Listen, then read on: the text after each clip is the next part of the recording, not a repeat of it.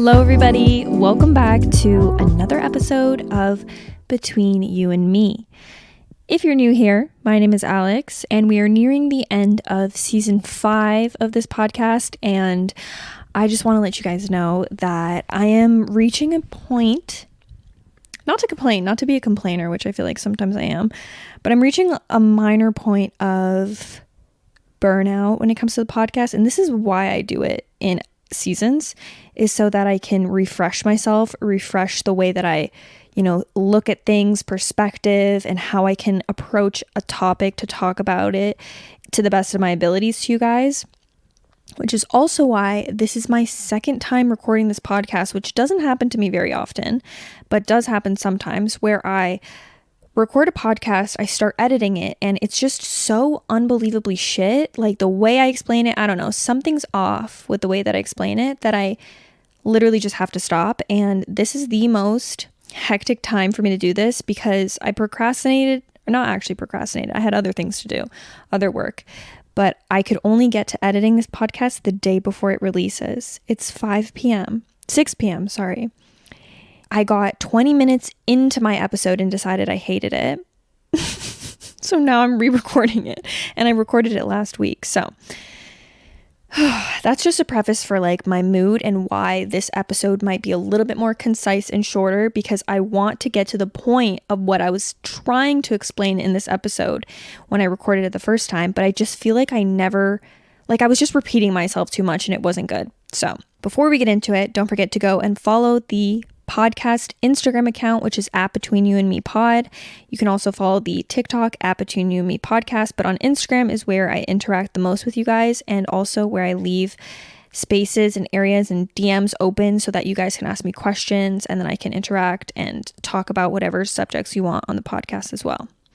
But today, specifically, we are going to be talking about the concept of rejection. When it comes to rejection, what I feel like I want to focus on most, and what we're going to eventually get to, is the way that we perceive rejection. Because if you're anything like me, the idea of rejection brings about a lot of fear. I feel like the source of rejection almost is this element of you being afraid to lose something that you've put a lot of yourself into. And I have a feeling that a lot of people are probably clicking on this episode because they're relating the idea of rejection to love, and how we can be rejected by the people we love and the people we hold closest and most dearest to us in our lives, and that feeling of rejection by the people that we love is the most painful, which I'm gonna have to agree with. It really is. But the reason that I wanted to talk about this subject to begin with is because rejection goes way beyond just love. And you can also fall into areas of your life where you're being rejected by things like, elements in your career, areas where you want to succeed in, getting into different schools, friendships, connections with people, social rejection. There is endless amount of areas in your life where you can be rejected. So considering the way that we think about rejection and adjusting how we perceive it in our lives can actually help us feel a little bit more accepting to the fact that maybe one day, chances are, we will experience rejection in our lifetimes. And most of us probably already have, which is why we are listening to this episode, or why you're just interested in it to begin with. So I did do some research on rejection prior to planning and recording this episode, because there is an element of rejection that has a lot more to do with the human brain. And the interesting part about it is that the pain of rejection is actually closely related to physical pain in the way that our brains react to both. Unfortunately, I didn't get that deep into my research to know the hemispheres and the areas of the brain. I was just reading lightly on it. But the same neural pathways in the brain that are affected during physical pain is the same neural pathways that are also affected during rejection, which is why the pain between the both is registered by the brain very similarly. I feel like when it comes to rejection, we have two types of people in terms of how we handle rejection. You'll have, there's three, but three is the ideal one. So I'm going to talk about the two ones that are not as ideal. We have the egoic kind of perception where you blame and put your frustrations and anger onto the situation, person, or whatever it is that has rejected you. In this case, you're taking all of your anger because of the pain that you are experiencing from this rejection and placing it onto whatever party rejected you, whether that be a relationship, the person that rejected you, or the job that rejected you, the school that rejected you, the group of friends that rejected you. You start to project all of the pain that you're feeling inside and push it towards the people that have rejected you in whatever circumstance, rather than looking at it in a different way, in a way that is bringing about more positivity and growth, which we're going to get into. You take that anger and place it there because it is an easier way of handling pain. The other type of person would take all of the anger, all of the frustration, and turn it into regret and guilt and start feeling very down about themselves. The worst part about that type of reaction is that it will start to affect your self-confidence and your self-esteem, because you're taking a rejection that 100%, let me tell you guys this, is out of your control. And then you're making it mean something about yourself. In this scenario, it's almost as if you had no power to begin with, but then you're acting as if you had the power to make that decision, or you had the chance to change the outcome of what happened. But both of these are false, because in this situation, no matter what type of rejection you're experiencing, this is the path, the way that your life was supposed to pan out. Whether you consider it a failure or not, whether it's something that you think you were doing very well in or not, you're still experiencing the same amount of pain, the same amount of rejection, and the same outcome. There's nothing that you can possibly do in these situations to go back in time to change it. So you reacting in either of these ways, placing the blame on the other person or placing the blame on yourself, inevitably hurts you in the long run, because you're looking at rejection as failure, and your perception on failure is very negative. Another thing about rejection, specifically, I want to say rejection in love, is that the more you care about something, the higher your expectations are, or the more work and effort you've put into something, the more you will hurt at the end of the day. Rejection comes in a spectrum, I want to say. If you guys go back and think of your high school crushes, your middle school crushes, and you might have started to think about them and think, oh, he could be my boyfriend, he could be this. And then you've started to put some of your emotion into it. And then you inevitably find out that, hey, this guy does not like you. He's not interested. This girl's not interested, whatever. And that right there is an element of rejection. The pain that you feel, and I'm sure you guys can look back and be like, oh yeah, that kind of sucked at that time. Like, I remember that. The pain that you feel in those little small moments, amplified by, I want to say 10, when you're in a committed relationship with someone and they go and break up with you out of nowhere. They leave you when you need them most. They cheat on you. They lose respect for you in the relationship. These are all ways that they're rejecting you in a sense. So the pain that you experience not only comes from the pain of rejection, but also comes from the pain of you opening yourself up and being vulnerable enough to experience that love and that close connection with that person. So when you feel that rejection, it's an amplified pain. Feeling that pain is heightened by how much you have lost, the quantity of how much you have lost. Now back to the experience of rejection and how it connects to pain. If we go back to the time frame of hunters and gatherers, there is an actual fundamental need for belonging when it comes to us as humans, which is why, again, rejection is so amplified when it comes to connections and love. Because back in that time frame, we relied on others, we relied on communities, and we relied on partners in our life for safety, shelter, food, and for survival.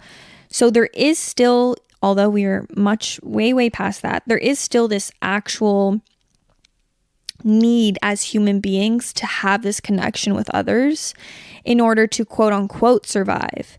So there is a level of rejection and the pain that you experience from rejection that is almost out of your control, because as human beings, it is in our nature to want to feel close with other people. So when we are being rejected by those people that we love, it almost feels like we're not able to survive to a certain extent. Of course, I'm not saying that this is true in terms of, yeah, you actually can't survive without these people, but I am saying that your feelings are valid in terms of you feeling like your life in a certain aspect is halted, or you can't survive, or you don't feel like you can continue on without this certain person in your life. And those are the effects of rejection and how it can impact you when it comes to connections with other people. Now, like I mentioned, rejection has a really close relativity to failure. If we perceive, which I feel like most of us do, rejection as failure, that means that we perceive failure as something negative. Your belief on failure will change the way that you look at rejection. And I do have an episode that talks about failure a little bit more in depth and would probably help you guys if you are kind of struggling with this idea of rejection. But you guys can listen to that one after this if you'd like. I think that if you do perceive a breakup, somebody leaving you, or your career not succeeding as much as you'd like it to, you not getting into the school that you dreamed of, as a failure, you will start to consider yourself a failure. And that's where it can get really, really sticky, because we've started off with the belief of what being a failure means, and then we've attached being rejected to that idea. So now we're considering ourselves as an ultimate failure, basically. This is so harmful because, like I said at the beginning, we're going to be experiencing rejection in our lives probably multiple times. And I want to say unfortunately, but if you are able to change the way you look at rejection, it's not really unfortunate, is it? The thought process that I want to kind of explain to you guys is the idea of rejection being redirection, and also the thought process that rejection is also protection. I think we hear this quote a lot, rejection is redirection, and when you really delve into it, it comes a lot from what your beliefs are about the world. If you want to break it down, the way that I perceive things is that we have a kind of set plan. And this does have to do a lot with my spirituality, which I don't really talk much about on my podcast because I want to be very inclusive with things. But I do think that if you believe that your life is just shit and no one's looking out for you and there's no path, there's nothing set in stone, there's no higher energy, spirit, God out there looking out for you, then you won't have a mindset where you feel like good things are happening for you and that things like rejection are actually a positive thing in your life. You will kind of end up in that negative space and negative cycle that bad things always happen to you, right? That no matter what, people are going to leave your life. No matter what, you're never going to succeed. No matter what, you won't ever reach that goal that you've set out for yourself because in the past, you've been rejected before, so you're assuming it's going to happen to you again. If you look at it in a different perspective and you believe that there is some kind of higher power, some kind of set structure, set plan out there for you, somebody, let's say, guiding you, or something guiding you, then you can perceive these negative situations in a way that is a plan that you are not yet aware of.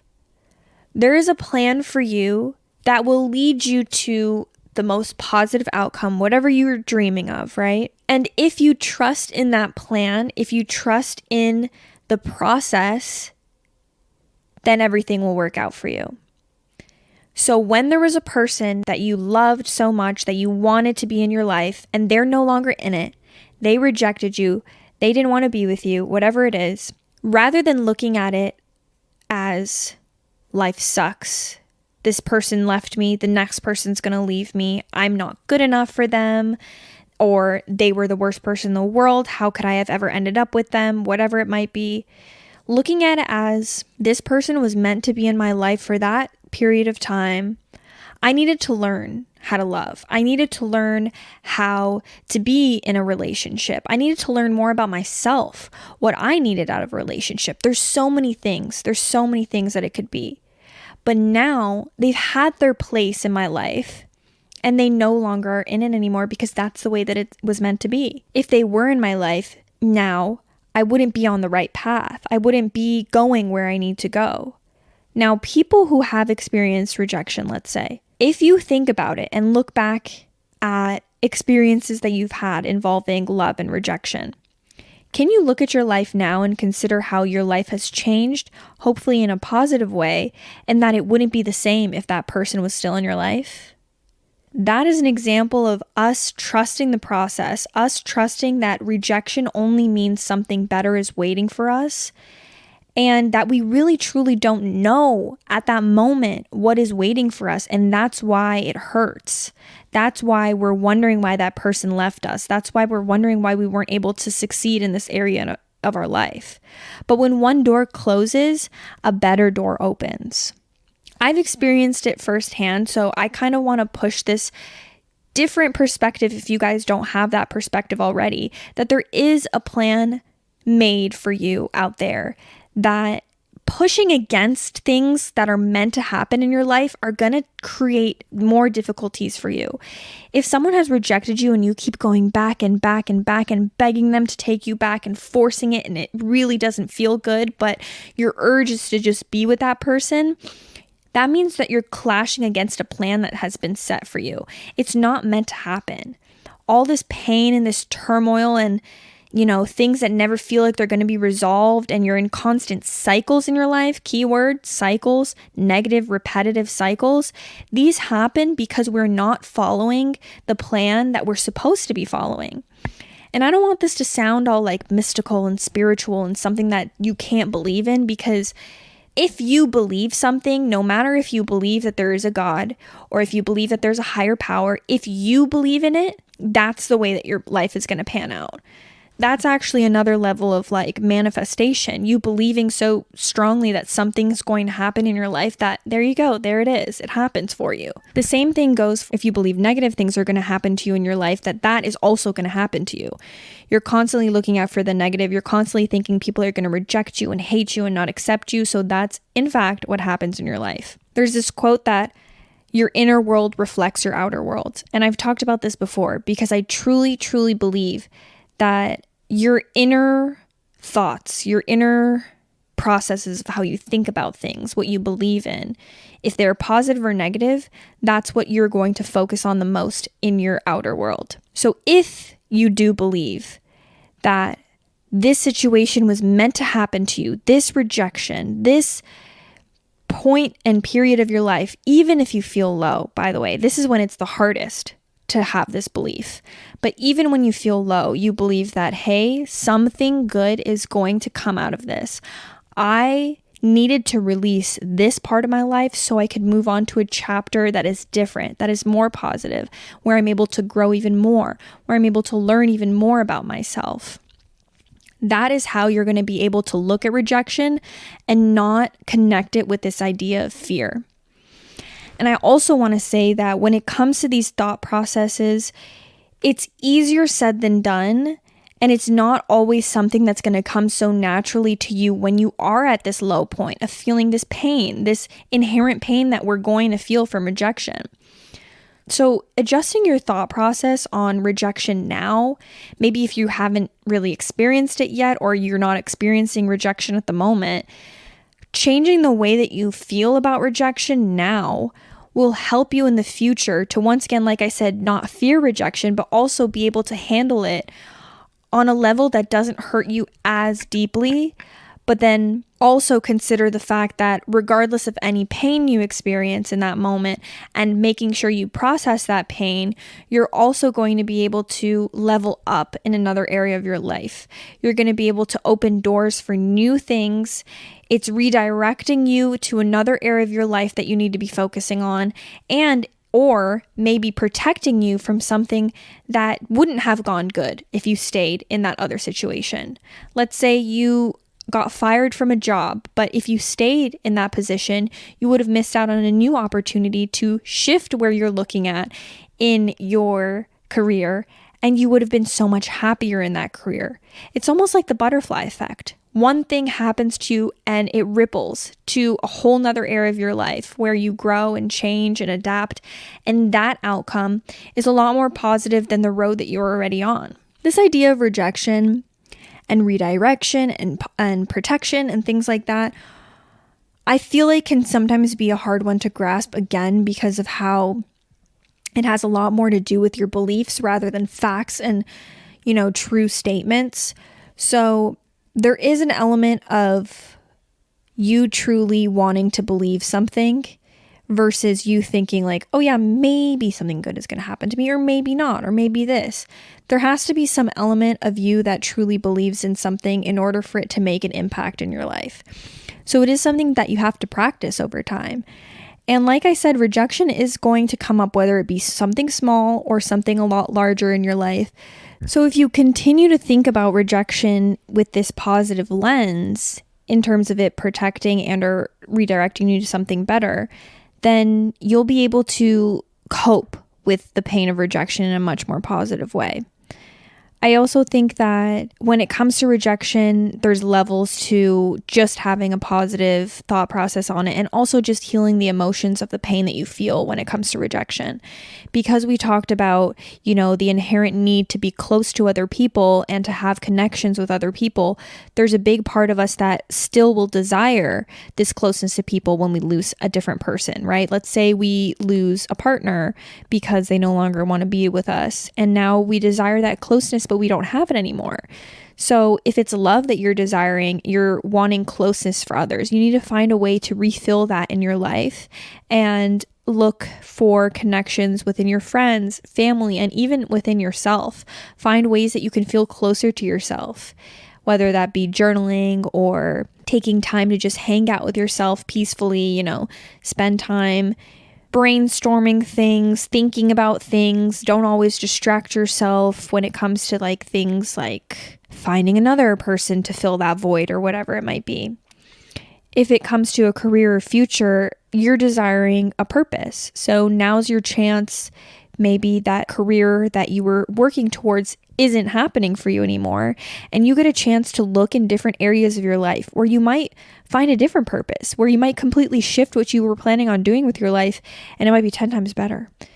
I feel like rejection opens up a lot of opportunity and places that we can now focus our energy into different areas of our life, where previously maybe whatever has rejected you was taking up a lot of space and a lot of time and a lot of energy, and revoking that from yourself, from your friends, from your family, from different hobbies, different interests in your life that you haven't had the chance to explore. If you look at it in these types of ways, you're going to feel a lot more positive about, yeah, okay, you feel the pain of something that you've lost, but now you're gaining new things in your life.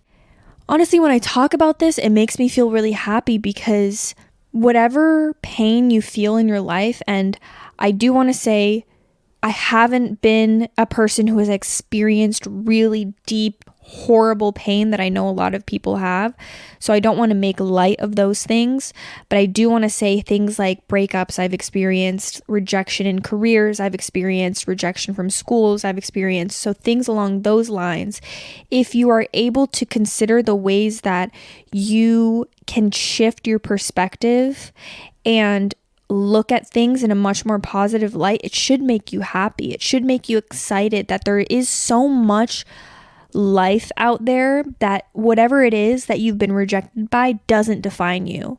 And that's my overall message, because I think that we experience rejection as humans and we allow it to define us, when in reality it shouldn't. In reality, we should see it as a different opportunity to explore things that we weren't able to in the past, and a place to change our lens, an area of our life that we're now able to expand into. There's so much more out there, okay? And I also feel like there's an element of becoming comfortable with the unknown that we also have to change. If you're anything like me and you experience a lot of anxiety, so the idea of rejection gives you a lot of anxiety because you don't have control over that. There's an element of accepting the unknown and detaching from these expectations and everything that you've planned in your life. That will give you a lot more peace. Feeling like if one thing goes wrong, your whole world will crumble is a mindset that you want to get rid of. It's better to be okay with things happening, to accept that, I don't know exactly what's going to happen to me, so I need to be okay with what could possibly happen. It doesn't mean I want to lose this person or I want to lose this job and this career path, but it's the fact that you'll be okay because you have the tools, you have the positive perspective, you have the opportunity, the safety within yourself that if this rejection does happen to you, you'll be okay. You can still work towards growing as a person, your skills, accepting your flaws, accepting yourself, and working towards your goals. Also knowing that bad things may potentially happen to you. Good things can also happen to you. Accepting of what you don't know will happen in the future will grant you so much peace. I also talk about that in another episode, but I think it relates to this as well. And rejection doesn't need to be as scary as we all make it out to be. Okay? I hope this episode was better when I go and edit it. It's also probably a lot shorter, but that's because I don't have much time on my hands right now. So I hope this was good. I hope you guys enjoyed this. I love you guys so much. I'm so happy with how this season's been going. And next week will be our finale. I have yet to freaking plan it. So DM me some ideas. I'm going to record it this week. But thank you guys so much for listening. I love you all, and I'll talk to you next week. Bye.